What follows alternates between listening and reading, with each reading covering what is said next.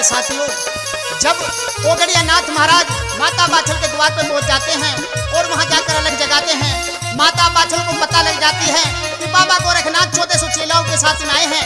रातों रात हलवाइयों को बुला करके लगवा देती है और खुशी में क्या गा रही है और क्या कह रही है अपनी सभी सखियों के साथ में। आइए इस भजन के साथ में।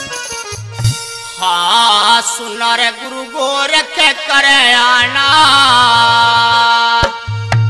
ओ मेरे तन में भसा में रब्बा बांधी मेरा पर भंगवर वाना। ओ सुना रे गुरु गोरख करे आना, ओ सुना रे गुरु गोरख करे आना।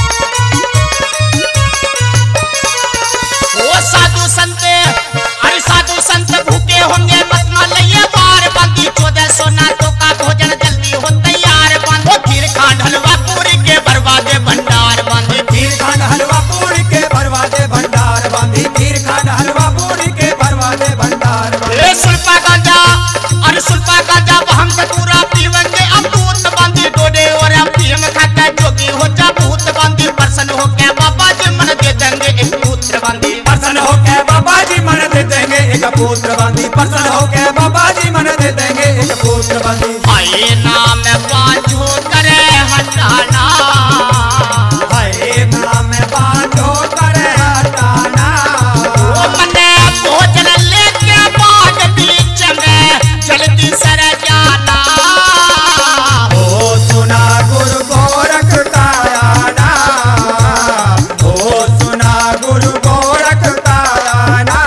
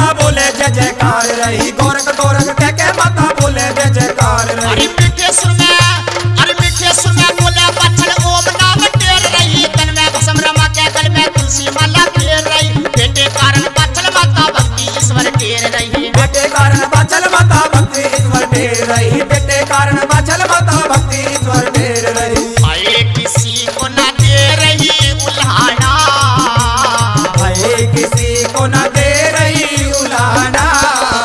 पूरे सबकी करे रही सहन चाहे कोई गाली दे जा रहा हो सुना गुरु गोरख का आना, हो सुना गुरु गोरख का आना।